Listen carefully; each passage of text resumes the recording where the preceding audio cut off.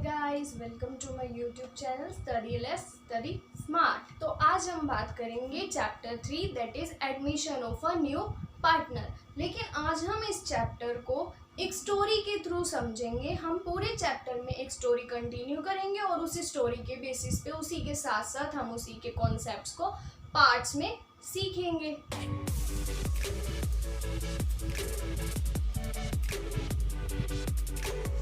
तो चलो अब स्टोरी स्टार्ट करते हैं। सपोज कि पार्टनरशिप फर्म थी जिसमें ये था पार्टनर ए और ये था पार्टनर बी। अब इन दोनों की रेशो थी 1:1 यानी इक्वल। अब फर्म का जो फाइनेंशियल ईयर एंड हुआ तो प्रॉफिट अर्न हुआ 3000 रुपीज, जो कि 1500 इसमें और 1500 इसमें डिस्ट्रीब्यूट हो गया। और बिजनेस, ये दोनों खुश, बिजनेस बिल्कुल सही चल रहा था। फिर बिजनेस ग्रो करने लगा।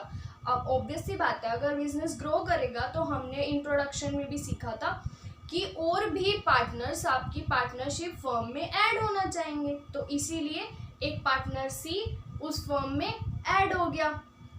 अब वो जब ऐड हुआ तो उसने ए और बी को कहा कि मैं आपको 1 लाख रुपीज़ कैपिटल कंट्रीब्यूट करूंगा, आप मुझे अपने बिजनेस में ले लो। ए और बी ने एग्री कर लिया और वो तीनों ने पार्टनरशिप अपनी कंटिन्यू कर दी। और जब ए और बी में ऑलरेडी डिसाइडेड था कि इक्वल रेशो ही, मतलब वो shares of profit equally he distribute करते थे, तो एज इट इज उन्होंने ए बी और सी तीनों ने इक्वली करने लग गया। अब इस साल जब फाइनेंशियल ईयर एंड हुआ तो प्रॉफिट हुआ 3000, जो कि तीनों में डिस्ट्रीब्यूट हुआ तो 1000, 1000 एंड 1000। बट अब ए और बी सोचने लगे कि पहले तो हमें 1500 मिलता था, बट अब हमें 1000 मिल रहा है। तो ये जो 500 का हम लॉस बियर कर रहे हैं, या फिर अकाउंटिंग टर्म्स में जो हम ये सेक्रीफाइस कर रहे हैं अपना 500 रुपीज़, तो वो क्यों कर रहे हैं? तो वो दोनों नाराज हो गए। अब अभी हम इस स्टोरी को यहीं पे एंड करते हैं और इस स्टोरी से अभी हम इतना सा कॉन्सेप्ट सीखेंगे कि उन्होंने सेक्रीफाइस कैसे निकाला, या उनकी रेशो कैसे थी, या उनका शेयर सेक्रीफाइस कैसे हो गया एक सी के ऐड होने से, जबकि पहले भी इक्वली था और बाद में भी इक्वली ही शेयर कर रहे थे। ठीक है, तो अभी हम ये कॉन्सेप्ट सीखेंगे। और अब जो ये सिचुएशन अराइज होगी है कि ए और बी नाराज हो गई कि मतलब हमें पहले 1500 मिलता था, अब हमें सिर्फ 1000 रुपीज़ मिल रहा है, उस सिचुएशन को कैसे टैकल करेगा न्यू पार्टनर सी, वो हम सीखेंगे नेक्स्ट कॉन्सेप्ट में। चलो तो अब जल्दी से कॉन्सेप्ट्स पे आ जाते हैं। बहुत स्टोरी सीख ली। देखो अब इस केस में क्या होगा कि ना हम ओल्ड रेशो, न्यू रेशो और सेक्रीफाइसिंग रेशोज निकालने सीखेंगे। अब मुझे एक बात बताओ कि अगर ए और बी ऑलरेडी बिजनेस में थे, अगर थर्ड पार्टनर आएगा तो जो ए और बी का शेयर था वही तो सी को, मतलब उन्हीं के शेयर में से ही तो मिलेगा, कोई एक्स्ट्रा तो कुछ हो नहीं जाएगा। तो जैसे कि जो 1500 ए और बी में डिस्ट्रीब्यूट हुआ करता था, उनका 500 सी को गया था। तो ऑब्वियस सी बात है कि जब भी कोई न्यू पार्टनर एडमिशन लेगा तो जो ओल्ड पार्टनर्स होंगे ना, वो हमेशा सेक्रीफाइस करेंगे। तो एडमिशन के केस में हमेशा याद रखना कि सेक्रीफाइस होता है। अब मैंने आपको change in profit sharing ratio वाले लेक्चर में बताया था कि एक ही आपको कॉमन रूल याद रखना है कि ओल्ड माइनस न्यू, पॉजिटिव तो सेक्रीफाइसिंग, नेगेटिव टू गेन। तो अब गेन तो होगा ही नहीं, गेन तो सिर्फ सी को होगा, लेकिन हम तो देखेंगे कि सी के आने से ए और बी ऑलवेज सेक्रीफाइस करेंगे। तो मतलब ओल्ड माइनस न्यू हमेशा पॉजिटिव आना चाहिए। ठीक है, अब ना हम इसके ना बहुत सारे केसेस होते हैं रेशोज के निकालने के लिए, उसका सबसे पहले फर्स्ट केस डिस्कस करेंगे। अब क्योंकि हमारा कॉन्सेप्ट स्टडी लेस और स्टडी स्मार्ट है, तो हम स्मार्टली सब कुछ देखेंगे। जैसे कि अभी देखो, टोटल मान लो कि ओल्ड रेशो थी ए बी की 21:9 और उन्होंने बोला कि सी एडमिट हो रहा था 9/21 शेयर के लिए, यानी कि 9/21 उसको शेयर मिलना था। तो इस केस में हमेशा हम एज्यूम करते हैं कि टोटल शेयर मान लो 1 था। ठीक है, अब 1 का अगर 9/21 हम सी को सीधा ही दे दें तो बाकी कितना रह जाएगा, 12/21, क्योंकि 1 - 9/21 एलसीएम लेंगे 21 - 9 12/21, तो ये रह जाएगा रिमेनिंग। ठीक है, अब रिमेनिंग का अगर हमें ए और बी का पोर्शन निकालना, तो ए का कैसे आएगा, रिमेनिंग का 21/30, क्योंकि ए का शेयर इस केस में क्या हो जाएगा 21 डिवाइड बाय दोनों का टोटल, यानी कि 21/30। ये कैंसिल आउट होके आपका बचेगा 4/10।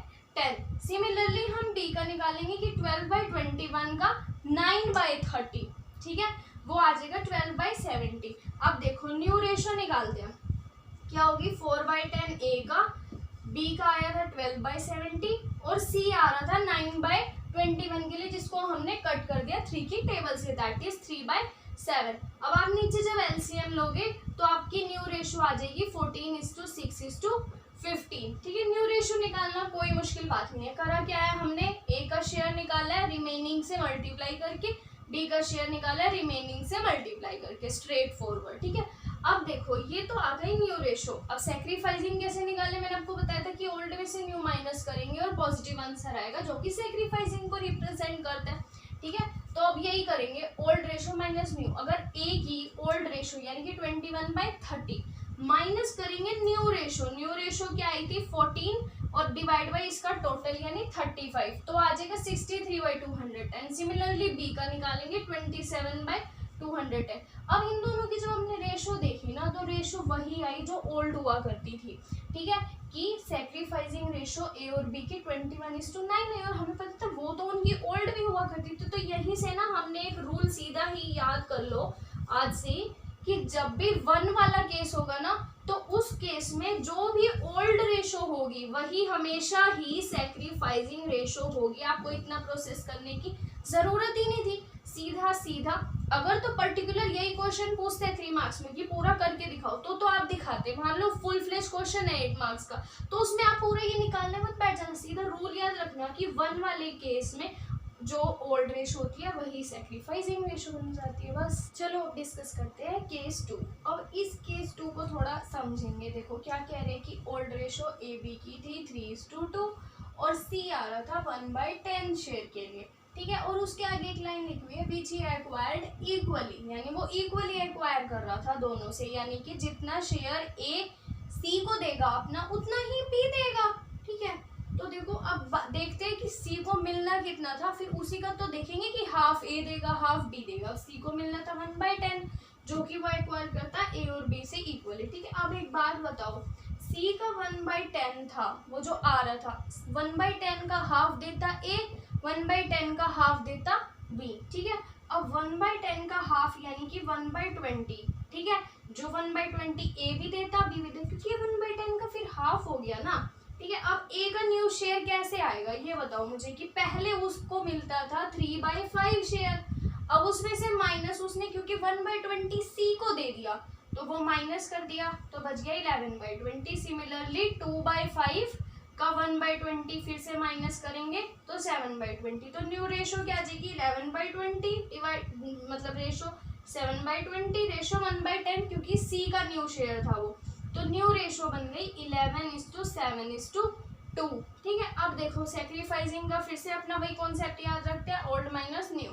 अब ए की बात करें तो ओल्ड क्या था 3/5, न्यू क्या आया था 11 इसका टोटल 20, तो आपका आ गया 1/20। सिमिलरली बी का निकाला 2/5 माइनस 7/20, ठीक है, तो आ गया 1/20, और इन दोनों की रेशो निकाली तो 1:1। अब आपको क्या रूल याद रखना है कि जब भी ओल्ड पार्टनर इक्वली एक्वायर करेगा न्यू पार्टनर से, तो सेक्रीफाइसिंग रेशो भी हम इक्वली ही ट्रीट करेंगे कि वो सेक्रीफाइस इक्वल ही कर रहे हैं। चलो अब डिस्कस करते हैं केस नंबर 3। अब इस केस में क्या है, ओल्ड रेशो ए बी की थी 7:5, ठीक है। इसमें ना अब सी का शेयर नहीं दिया हुआ कि कितना उसको मिल रहा है, सीधा बोल दिया कि 1/24 वो ए से लेगा और 1/8 वो बी से लेगा। तो अभी सी का हमें पता नहीं, हम छोड़ देते हैं, ए का देखते हैं कि अगर उसका ऑलरेडी मतलब ओल्ड 7/12 था और 1/24 वो सी को दे रहा है, अब उसका कितना रह जाएगा 13/24।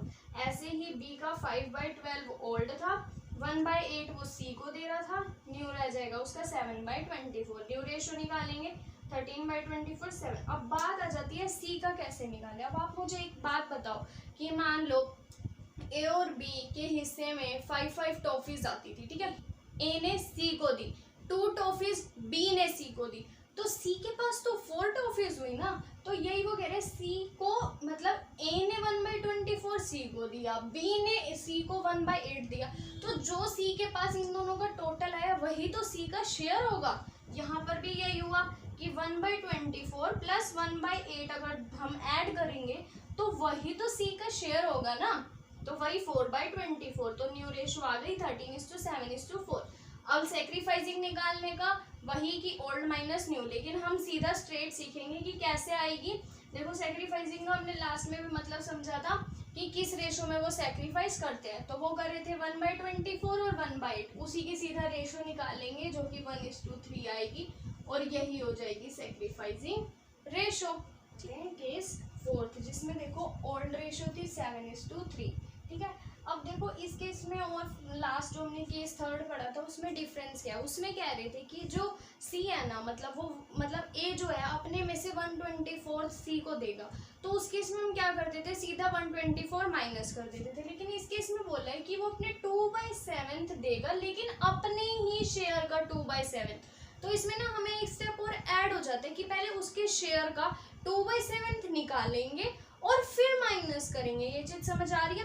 जैसे मान लो पहले मैंने आपको एग्जांपल दिया था कि 5 टॉफीज ए को मिलती थी, 5 टॉफीज बी को मिलती थी, और मैंने बोला कि 2 टॉफीज दोनों ने सी को दी, तो हम सीधा 2 माइनस कर देते थे, ठीक है। लेकिन अब मैं बोल रही हूँ कि वो जो ए है वो 1/5 टॉफीज देगा, किसको, सी को, तो पहले 5 का 1/5 निकालेंगे यानी 1, फिर वो 1 माइनस करेंगे, सीधा 1/5 या 1 माइनस नहीं करते, तो यही केस यहाँ पर हो रहा है, ठीक है, कि 2/7 पहले उसके शेयर का निकालेंगे उसके बाद माइनस करेंगे। सिमिलरली बी के शेयर का 1/7 और फिर माइनस। देखो ए का 7/10, ठीक है, उसका 2/7 शेयर का, क्योंकि उसका ओल्ड शेयर था 7/10, उसका 2/7 निकाला 2/10, सिमिलरली बी का निकाल।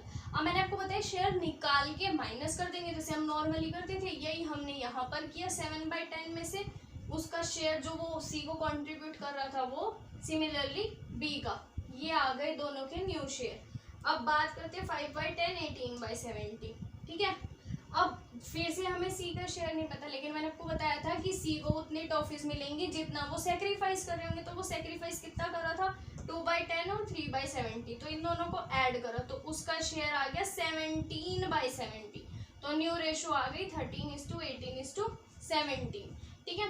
अब मैंने आपको बताया सेक्रीफाइसिंग के दो हैं, या तो वही कि आप ओल्ड माइनस न्यू करके और मतलब रेशो निकाल दो, या फिर सीधा हम स्मार्टली काम करेंगे कैसे कि जो सेक्रीफाइसिंग जितना वो सेक्रीफाइस कर रहे थे 2/10 3/70, इसी की ही रेशो निकाल दोगे तो भी आंसर सही है। केस 5 की जिसमें ओल्ड रेशो गिवन है आपको ए बी की 1:1 और न्यू रेशो भी साथ साथ ही निकाल के दी थी, आपको बस सेक्रीफाइसिंग निकालनी है। ये आपके लिए होमवर्क है, और हिंट में ये कि सेक्रीफाइसिंग रेशो का फॉर्मूला आता था ओल्ड माइनस न्यू रेशो, ये आप खुद करोगे।